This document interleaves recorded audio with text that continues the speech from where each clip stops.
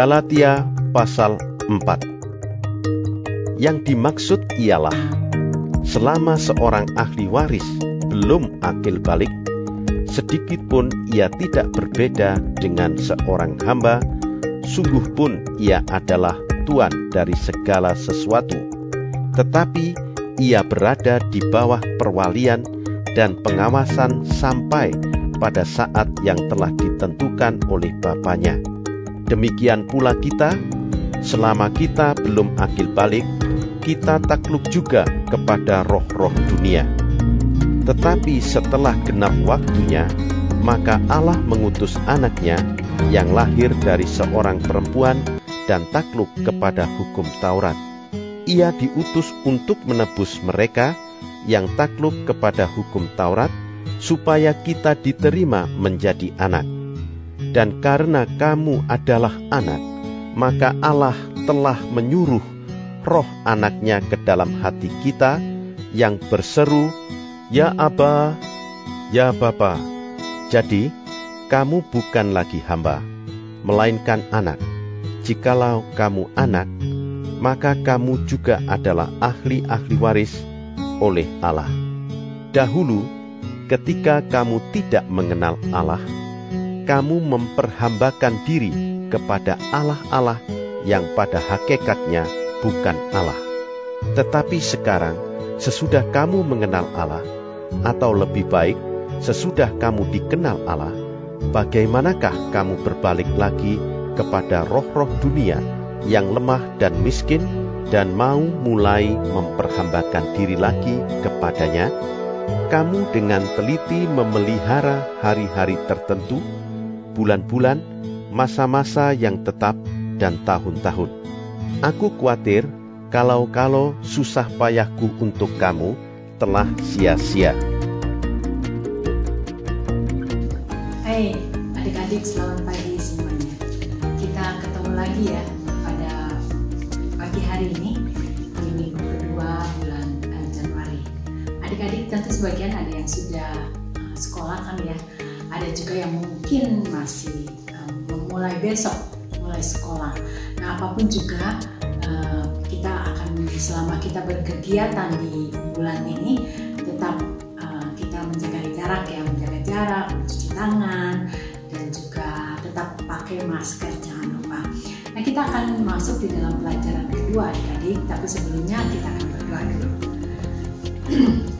Bapa di surga, kami bersyukur kepada Tuhan pada pagi hari ini kalau kami boleh bersama-sama belajar tentang pelajaran kedua ini. Kami mau bersyukur kalau Tuhan senantiasa memberikan kesehatan kepada kami di tengah-tengah masa pandemi ini. Tuhan, anugerah Tuhan dan juga kebaikan Tuhan sangat kami rasakan. Terima kasih untuk setiap kasih Tuhan, untuk pemeliharaan Tuhan, dan kami mau belajar hari ini Tuhan. Pagi ini kami mau belajar tentang hukum Taurat dan hukum anugerah. Biar Tuhan Yesus yang akan menolong kami supaya kami bisa mengerti tentang firman Tuhan pada pagi hari ini. Terima kasih Bapa, di dalam nama Yesus kami berdoa. Amin. Adik-adik, pelajaran pada pagi hari ini diambil dari Galatia 4 ayat 1 sampai dengan 11. Nah, kitab Galatia ini yang ditulis oleh, adik-adik tahu siapa yang menulis kitab Galatia? Oke, ya betul. Yang menulis kitab Galatia adalah Paulus atau Rasul Paulus. Nah, kita akan melihat bagaimana Rasul Paulus sekarang menjelaskan tentang hukum Taurat dan hukum anugerah. Kita minggu yang lalu kita bicara tetap mengenai jemaat Galatia, tentang bagaimana jemaat Galatia ini kemudian berpaling dari Injil yang benar kemudian kepada Injil yang palsu, di mana Injil yang palsu itu kemudian dicampur adukan kan dengan hukum Taurat, dengan tradisi dan kebiasaan orang-orang Yahudi pada saat itu. Nah, masih tetap bersambungan dengan minggu yang lalu. Di dalam bagian ini Rasul Paulus menulis tentang bagaimana hukum Taurat dan bagaimana hukum anugerah itu. Nah, sebagaimana yang adik-adik tahu tentang hukum Taurat itu kalau adik-adik lihat di Alkitab, di kamus Alkitab di belakang Alkitab adik-adik, nanti adik-adik bisa melihat bahwa hukum Taurat itu adalah perintah Allah juga yang harus ditaati pada orang-orang bangsa asli Israel pada masa itu. Nah, demikian juga dengan hukum Taurat ini, bagaimana Rasul Paulus membukanya, bagaimana membuka ayat ini, pasal ini dengan mengisahkan tentang seorang anak dengan seorang hamba. Adik-adik tentu tahu kan bedanya anak dan hamba ya. Anak dan hamba adalah hamba yang di bawah kekuasaan kalau hamba itu ya. Nah, kita lihat di sini Rasul Paulus mengatakan bahwa ayat 1 dan 2 itu anak itu dikiaskan sama dengan hamba. Artinya anak itu sama ketika dia sebelum akil balik, dia harus menerima perwalian dari walinya. Oleh karena itu kan adik-adik, kalau misalnya adik-adik di dalam kehidupan adik-adik tidak bisa membuat KTP sendiri, tidak kalau sesuatu itu harus walinya yang harus datang karena dianggap itu belum cukup umur. Demikian juga dengan Rasul Paulus. Rasul Paulus itu melihat bahwa anak-anak yang masih belum akil balik itu sama statusnya dengan seorang hamba. Hamba itu memerlukan perwalian loh, dia tidak bebas. Demikian juga dengan anak yang tidak bebas. Jadi melihat keduanya itu sebenarnya sama. Jadi sebelum akil balik memerlukan perwalian. Demikian juga dengan hamba. Seorang hamba itu memerlukan seorang yang tetap dia bisa mengatur sesuatu. Anak juga tetap dia bisa memerlukan wali yang mengatur segala sesuatu. Oleh karena itu disebutkan anak dan hamba itu sama di ayat 1 sampai 2. Dan kemudian ayat 3 dan 4 dikatakan bahwa nanti pada saat genap waktunya. Nah, genap waktunya itu menunjuk kepada pada saat kemudian Yesus dilahirkan. Adik-adik tahu ya, Yesus dilahirkan itu dia itu melakukan hukum Taurat loh. Dia disunat, dia diserahkan ke tempat beribadah, dia pergi ke ibadah, dan semua Taurat itu dia lakukan dengan sempurna. Tidak ada seorang pun manusia pada saat itu ketika manusia hidup di bawah hukum Taurat tidak bisa melaksanakan hukum Taurat. Tapi ketika Yesus lahir, kemudian Yesus bisa melakukan hukum Taurat dengan sempurna. Disebutkan di sini belum pada genap pada waktunya, yaitu menunjukkan kepada pada saat Yesus kemudian harus mati di kayu salib. Supaya apa? Supaya kita yang tadinya adalah seorang anak menjadi anak-anak Allah, menjadi anak-anak Allah. Tadinya yang sebelum Tuhan Yesus disalib dan memberikan dirinya untuk orang-orang berdosa, maka kita sama seperti hamba, kita adalah anak-anak dunia. Tetapi ketika kita menerima Tuhan Yesus sebagai Tuhan dan Juru Selamat, kita adalah anak-anak Allah. Nah, kalau anak-anak Allah, maka kita juga mewarisi apa yang Allah punyai di dalam kehidupan kita, seperti anugerah, kasih karunia, semua kita warisi sebagai anak-anak atau sebagai ahli-ahli waris. Dan ketika kita menerima Tuhan Yesus sebagai Tuhan dan Juru Selamat, kita dibebaskan menjadi anak-anak Allah dan menerima warisan daripada Allah. Tuhan Yesus itu, dengan Tuhan Yesus lahir, dia satu-satunya pribadi yang bisa melakukan hukum Taurat dengan sempurna. Oleh karena itu, ya kemudian ketika dia mati dan di kayu salib dan kemudian dia dibangkitkan, maka dia sudah menyempurnakan hukum Taurat itu. Dia sudah menggenapi hukum Taurat itu. Ya. Nah, hukum Taurat genap di dalam diri Tuhan Yesus. Dan kemudian ketika Tuhan Yesus mati di kayu salib, kita menjadi anak-anak Allah, kita juga menjadi ahli warisnya.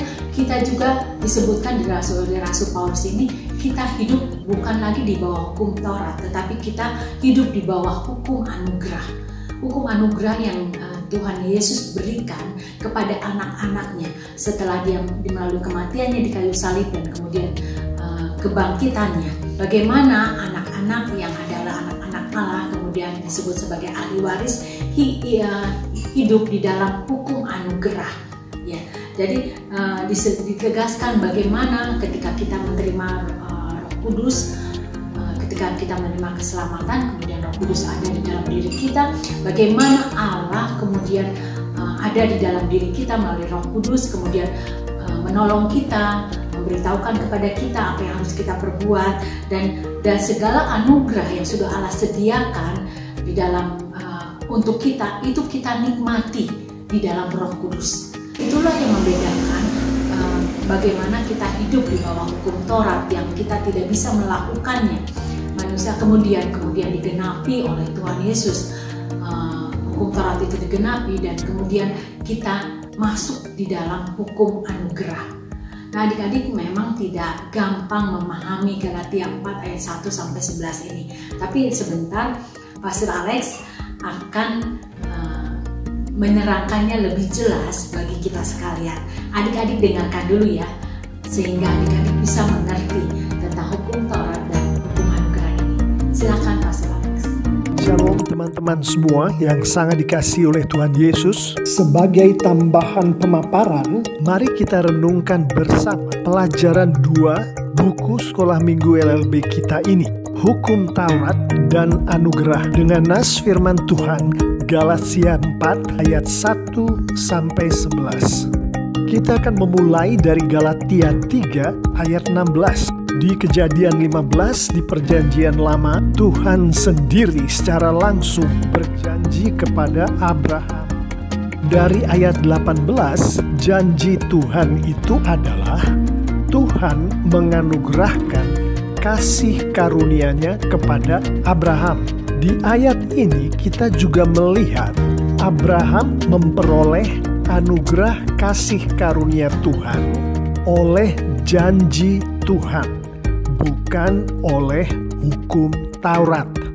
Hukum Taurat yang menurut ayat 17 baru datang ke umat manusia 430 tahun setelah janji Tuhan diucapkan kepada Abraham. Tidak dapat mempengaruhi, tidak dapat mengotak-atik janji Tuhan kepada Abraham yang berupa anugerah kasih karunia Tuhan itu. Pertanyaannya adalah, kalau demikian, apakah maksudnya hukum Taurat? Ayat ke-19 menjelaskan, Tuhan memberikan hukum Taurat kepada umatnya melalui Musa karena umatnya itu banyak sekali melakukan pelanggaran-pelanggaran. Di ayat yang ke-24 firman Tuhan menunjukkan bahwa hukum Taurat adalah penuntun bagi umat Tuhan di dalam mereka menjalankan kehidupan mereka sebagai umat Tuhan sampai Kristus datang. Di Galatia 4 ayat 2 firman Tuhan menambahkan hukum Taurat itu berfungsi sebagai pengawas, berfungsi sebagai wali bagi umat Tuhan dalam mereka menghidupi kehidupan mereka sebagai umat Tuhan sampai saat yang telah ditentukan oleh Tuhan. Dan saat itu adalah pada saat Tuhan mengutus anaknya, yaitu Kristus, ke umatnya. Setelah beratus-ratus bahkan beribu-ribu tahun, hukum Taurat ini menjadi bagian dari kehidupan umat Tuhan.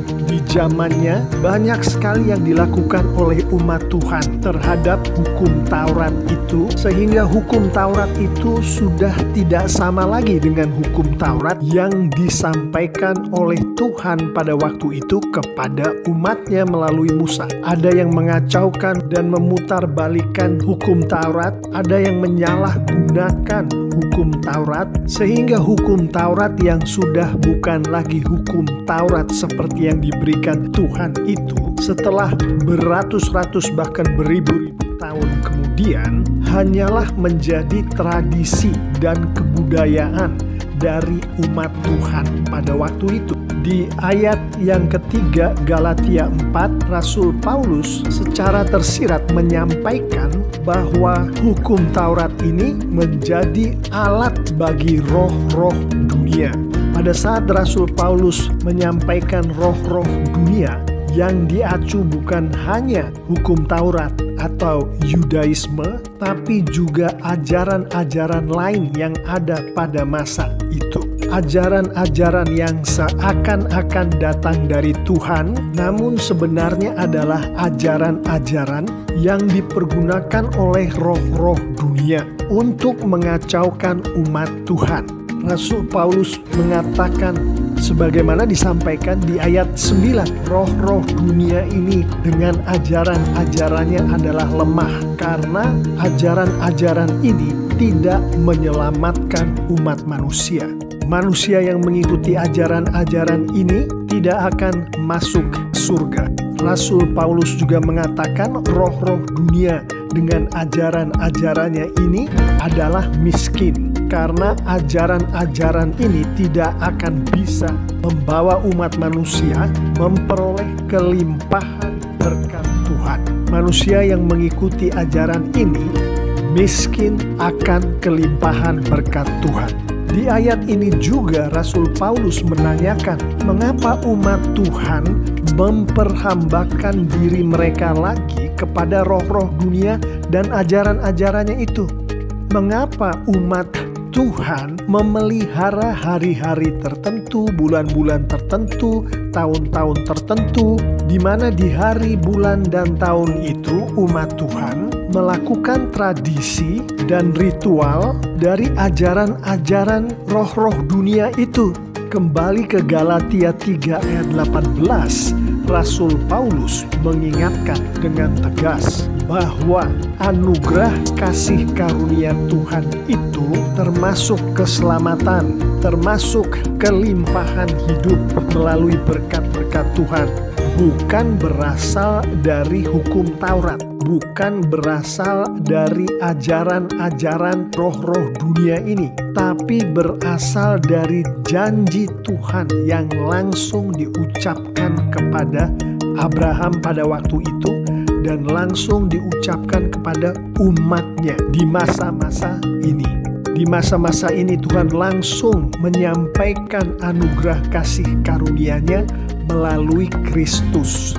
Demikianlah Bapak Ibu Saudara-saudari yang sangat dikasihi oleh Tuhan Yesus perihal hukum Taurat dan anugerah Tuhan. Kita akan menutup renungan tambahan pemaparan untuk pelajaran 2 ini dengan melihat 2 penerapan. Dari Galatia 4 ayat 11 dan ayat 9, kita mengetahui kekhawatiran Rasul Paulus akan umat Tuhan saat itu pada saat mereka berbalik dari Kristus, berbalik dari Injil Kristus ke roh-roh dunia, ke ajaran-ajaran roh-roh dunia itu. Yang mana roh-roh dunia dan ajaran-ajarannya tidak menyelamatkan dan tidak memberkati. Penerapan pertama, hai umat Tuhan, tinggalkanlah ajaran-ajaran lain itu.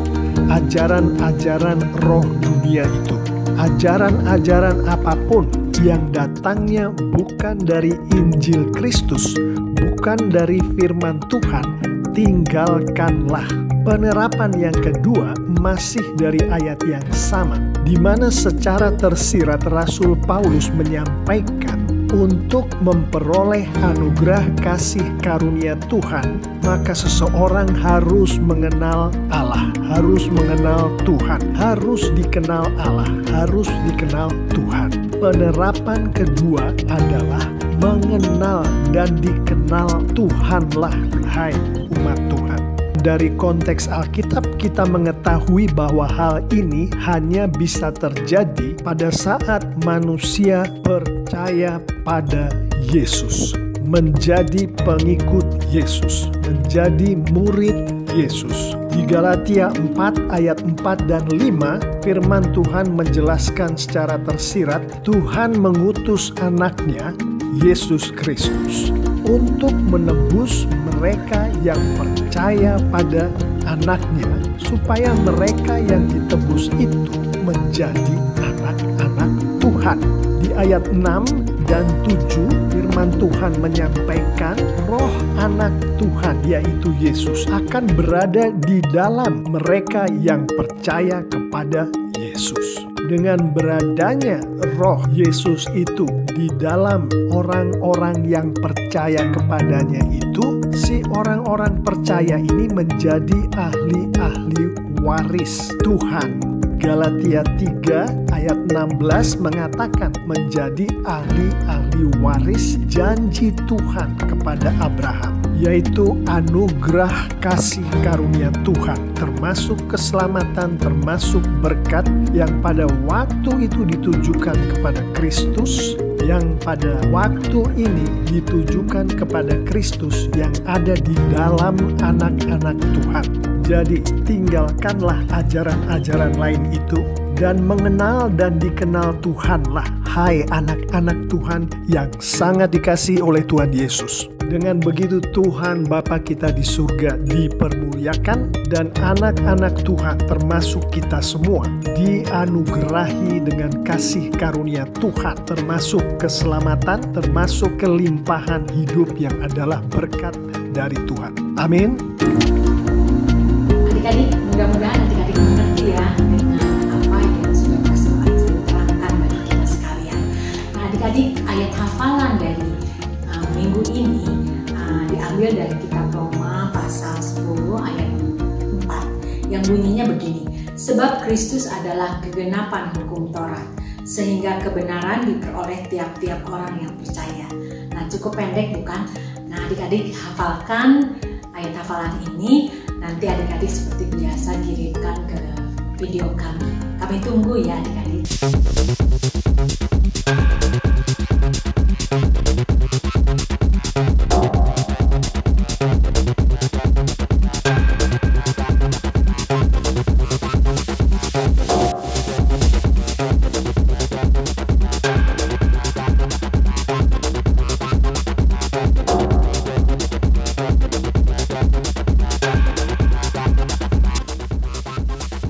Sebelum kita akan mengakhiri pelajaran pada minggu ini, saya akan menutupnya di dalam doa. Tuhan Yesus, terima kasih untuk apa yang sudah Tuhan berikan bagi kita sekalian pada saat ini. Tolong kami mengerti Bapa tentang hukum Taurat, tentang hukum anugerah yang sudah Tuhan berikan melalui anak-Mu Yesus Kristus bagi kami sekalian. Dan kami mau berdoa bagi kami sekalian Tuhan yang menerima Tuhan Yesus sebagai Tuhan dan Juru Selamat.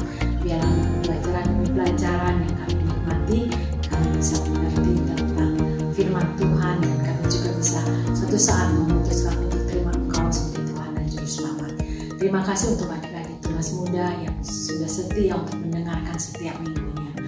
Pimpin kami sepanjang minggu ini Tuhan, sertai kami.